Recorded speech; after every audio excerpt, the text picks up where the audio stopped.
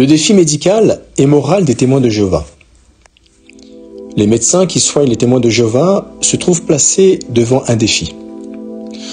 En effet, leurs convictions religieuses font que les membres de cette confession refusent les transfusions de sang total, homologues et autologues, l'injection de concentrés érythrocytaires, de globules blancs ou de plaquettes sanguines.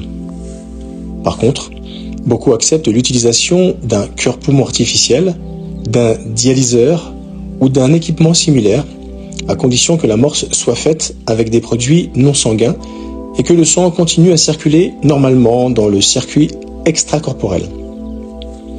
Le corps médical n'a pas à s'inquiéter de sa responsabilité légale, car les témoins refusant, en connaissance de cause, qu'on leur administre du sang, font toutes les démarches nécessaires pour dégager la responsabilité du médecin. En outre, les témoins acceptent des produits non sanguins de remplacement.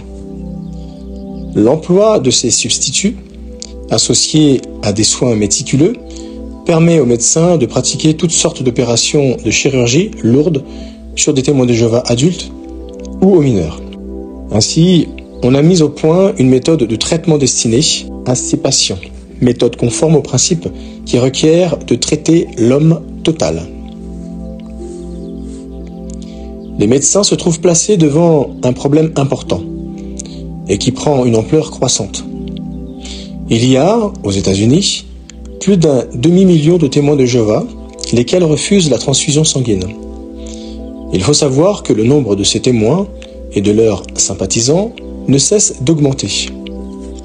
Autrefois, quantité de médecins et de responsables d'hôpitaux estimaient que le refus de la transfusion relevait de la justice et ils sollicitaient auprès des tribunaux l'autorisation d'agir en fonction de ce qu'il leur semblait être médicalement recommandable. Cependant, des publications médicales récentes laissent apparaître un changement d'état d'esprit tout à fait notable. Ce phénomène, sans doute dû à une plus grande expérience en chirurgie sur des malades dont le taux d'hémoglobine est très faible, est peut-être le signe d'une meilleure prise de conscience du concept juridique de consentement éclairé du malade. En chirurgie réglée et en traumatologie, bon nombre de témoins, adultes ou mineurs, sont aujourd'hui traités sans transfusion sanguine. Récemment, aux États-Unis, des représentants des témoins de Jéhovah ont rencontré les équipes médicales et les personnels administratifs de quelques-uns des plus grands établissements hospitaliers du pays. Ces entretiens ont favorisé une meilleure compréhension et ont permis de résoudre certains problèmes relatifs aux procédés d'économie de sang, aux transplantations et aux conflits d'ordre médico-légal. Les témoins et les traitements médicaux. Les témoins de Jéhovah reçoivent des traitements médicaux et bénéficient d'interventions chirurgicales. On compte parmi eux un certain nombre de médecins et même des chirurgiens. Toutefois, les témoins sont des gens profondément religieux et, selon leurs croyances, la transfusion de sang leur est interdite par des passages bibliques comme ceci. Seulement, la chair avec son âme, son sang, vous ne devrez pas la manger, selon Genèse chapitre 9, versets 3 et 4.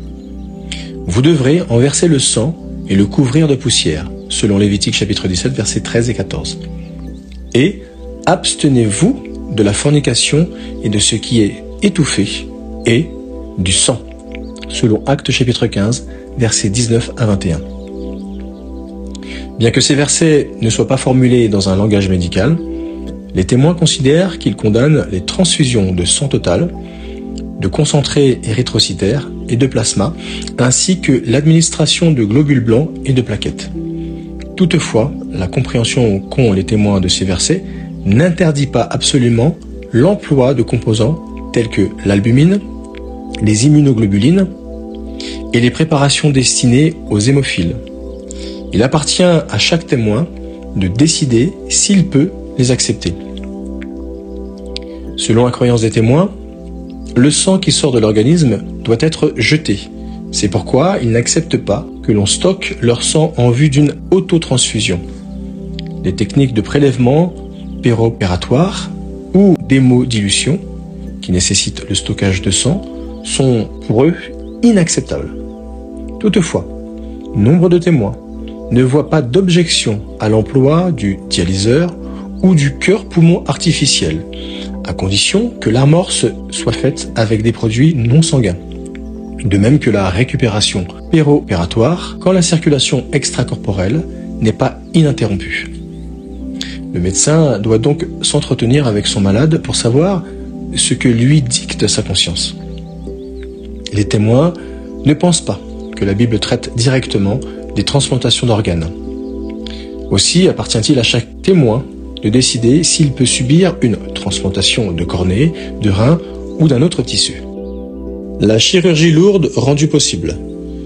Dans le passé, les chirurgiens refusaient souvent de soigner les témoins parce que leur prise de position sur l'emploi du sang et de ses dérivés semblait lier les mains du médecin.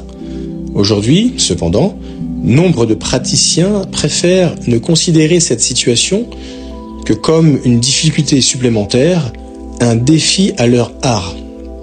Étant donné que les témoins ne s'opposent pas à l'emploi de liquides de remplacement colloïdaux ou cristalloïdes, de l'électrocauthère, de l'anesthésie hypotensive ou de l'hypothermie, ces procédés sont utilisés avec succès. Les applications présentes et futures de l'étastarch, non commercialisé en France, les injections intraveineuses de fer dextran à forte dose, ainsi que l'utilisation du bistouri à ultrasons, sont prometteuses et ne sont pas irrecevables du point de vue religieux. De plus, si un substitut sanguin au fluocarbone élaboré récemment, le fluosol DA, se révèle à la fois sûr et efficace, son utilisation n'ira pas à l'encontre des croyances des témoins. En 1977, les docteurs Ott et Cooley firent état de 542 opérations cardiovasculaires pratiquées sur des témoins de Jéhovah, sans transfusion de sang. D'après leurs conclusions, on peut avoir recours à ce mode opératoire car le faible risque encouru est tout à fait acceptable. À notre demande, le docteur Cooley s'est livré à l'analyse statistique de 1026 opérations dont 22% ont été pratiquées sur des mineurs. Il a abouti à cette conclusion. Chez les témoins de Jéhovah, le risque chirurgical n'est guère plus élevé que chez les autres opérés. Pareillement, le docteur Michael Debaquet a déclaré « Dans la grande majorité des cas où l'on a affaire à des témoins, les risques d'une opération pratiquée sans transfusion ne sont pas plus élevés que lorsque nous administrons du sang. » Communication personnelle de l'auteur, mars 1981. Les revues médicales font également état d'opérations réussies de chirurgie lourde en urologie et en orthopédie. Les docteurs Dean McEwen et Richard Bowen écrivent que des arthrodèses rachidiennes postérieures ont été réalisées avec succès sur 20 témoins mineurs. Fait non publié en août 1981. Ils ajoutent « Le chirurgien doit admettre qu'il lui faut respecter le droit du malade à refuser une transfusion de sang, tout en accomplissant l'acte chirurgical de telle manière que la sécurité du malade soit assurée. » Le docteur Herbsman signale la réussite d'opérations sur des sujets, y compris des jeunes, ayant subi des pertes de sang très importantes d'origine traumatique. Il dit lui-même « Les témoins sont quelque peu désavantagés quand le besoin de sang se fait sentir. Pourtant, il est tout à fait évident que nous disposons de solutions pour remplacer le sang, tout en remarquant que beaucoup de chirurgiens hésitent à opérer les témoins de Jéhovah par crainte de poursuites judiciaires. Ce médecin montre que cette prise de position ne se justifie pas. Les problèmes juridiques et les cas de mineurs. Aux États-Unis, les témoins signent volontiers le texte proposé par l'Association des médecins américains qui dégage le praticien et l'hôpital de toute responsabilité. En outre, la plupart des témoins portent sur eux une carte à l'attention des médecins, signée et authentifiée, carte préparée en consultation avec les autorités médicales et juridiques. Ces pièces engagent la personne du malade et offrent une garantie au médecin.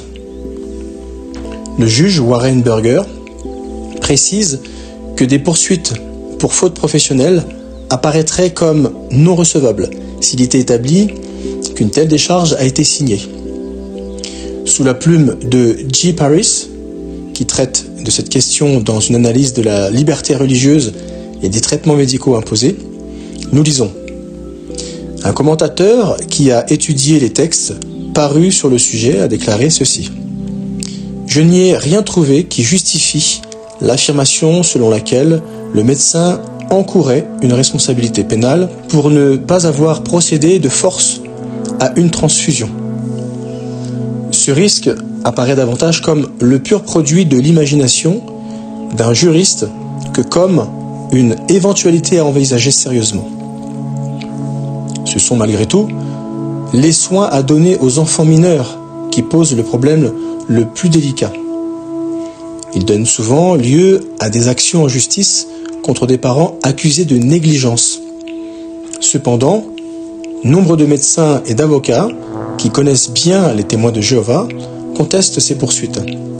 Ils estiment que les témoins s'efforcent de bien faire soigner leurs enfants. Les témoins qui ne désirent pas se soustraire à leur responsabilité de parents, ni ne veulent abandonner cette responsabilité à un juge ou à un tiers, demandent que l'on tienne compte des convictions religieuses de leur famille. Pour le docteur A. Kelly, ancien secrétaire de l'Association des médecins canadiens, les parents des mineurs et les proches des malades inconscients sont habilités à interpréter la volonté du malade. Je n'ai nulle admiration, dit-il, pour les méthodes d'un tribunal de comédie réuni à 2 heures du matin dans le but d'enlever un enfant à la garde de ses parents. Lorsqu'il s'agit de déterminer quels soins on doit administrer à leurs enfants, il est évident que les parents ont leur mot à dire.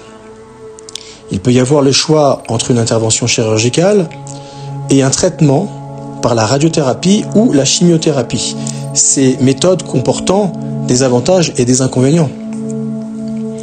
Pour des raisons morales qui dépassent le cadre des dangers inhérents aux transfusions, les parents témoins de Jéhovah demandent l'emploi de thérapeutiques qui n'aillent pas à l'encontre de leurs convictions religieuses. Cela s'accorde avec le principe médical commandant de soigner l'homme total et de ne pas sous-estimer les dommages psychosociologiques aux effets peut-être durables qui pourraient entraîner un traitement pratiqué au mépris des croyances profondes d'une famille.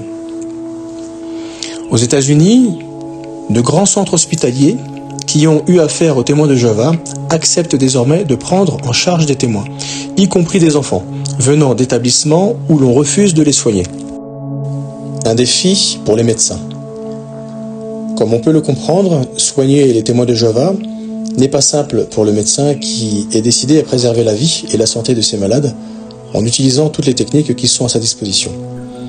Dans la préface d'une série d'articles traitant de chirurgie lourde pratiquée sur des témoins de Jéhovah, le docteur Harvey écrit « Certes, ces croyances qui peuvent gêner mon travail sont irritantes. » Il ajoute toutefois « Nous oublions trop facilement, peut-être, que la chirurgie est un art qui dépend de la technique de chacun.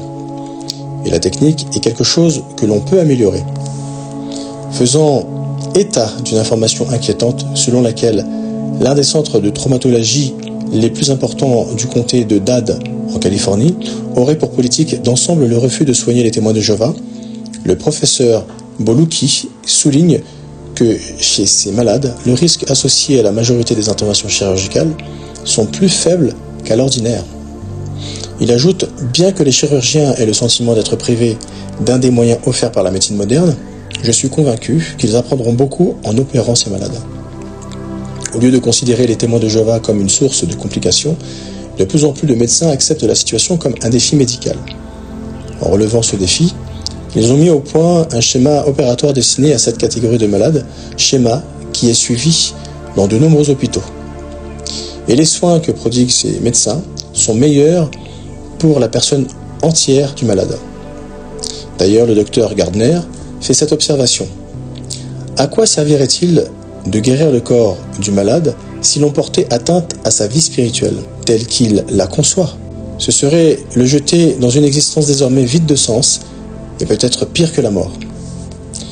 Les témoins reconnaissent que, du point de vue médical, inébranlable, paraissent un risque supplémentaire et peuvent rendre plus compliqué le traitement. En conséquence, ils témoignent généralement d'une reconnaissance peu courante pour les soins qu'on leur donne. Il possède ce qui est non négligeable, une foi profonde, ainsi qu'un immense désir de vivre, et il collabore volontiers avec les médecins et le personnel médical. C'est pourquoi le malade et le médecin sont unis pour relever ce défi incomparable.